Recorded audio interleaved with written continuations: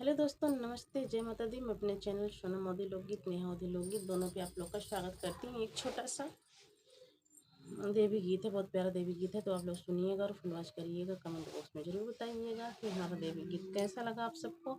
अच्छा लगे तो हमारे चैनल को लाइक, सब्सक्राइब, शेयर, कमेंट ज़रूर कीजिएगा। तो चलिए आप लोग सुनिए और मैं आप लोग को सुना रही हूँ। तो अपना आशीर्वाद प्यार दुलार जरूर दीजिएगा हमारे चैनल पे। शेरवा चलेला देवी संगे वग जब निकला गई है सैया। शेरवा चलेला देवी संग वग जब निकला गई है सैया। गजब निकला गई है सैया। गजब निकला गई है सैया। शेरवा चलेला देवी संगवा गजब निकला गई है सैया।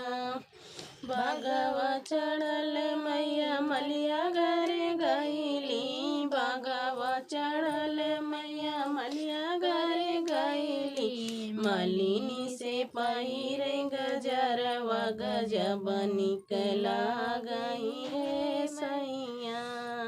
मलिनी से पहिरे गजरवा गजब निकला गई है सैया।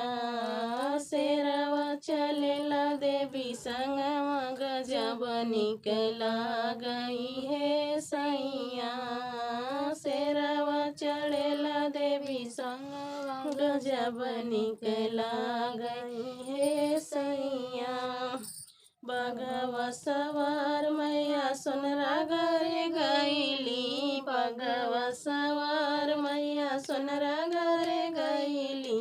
सोनारा से पहिरे नथुनिया गजब निकला गई है सैया। अरे सोनारा से पहिरे नथुनिया गजब निकला गई है सैया। शेरवा चलेला देवी संगवा गजब निकला गई है सैया। शेरवा चलेला देवी गंगवा गजब निकला गई है सैया। बघवा सवार मई बजवा घरे गईली। बघवा सवार मई बजवा घरे गईली। बजवा से ओढ़ेली चुनरिया गजब निकला गई है सैया। बजवा से ओढ़ेली चुनरिया गजब निकला गई है सैया। शेरवा चलेला देवी संगवा गजब निकला गई है सैया। गजब निकला गई है सैया। गजब निकला गई है सैया। शेरवा चलेला देवी संगवा गजब निकला गई है सैया। बगवा सवार मैया कहरा घरे गईली। बगवा सवार मैया कहरा घरे गईली। कहारिन से चरण धुलावली गजब निकला गई है सैया। अरे कहारिन से चरण धुलावली जब निकला गई है सैया। शेरवा चलेला देवी संगवा गजब निकला गई है सैया। शेरवा चलेला देवी संगवा गजब निकला गई है सैया। बगवा सवार मैया भक्ता घरे गईली। बगवा सवार मैया सेवका घरे गईली।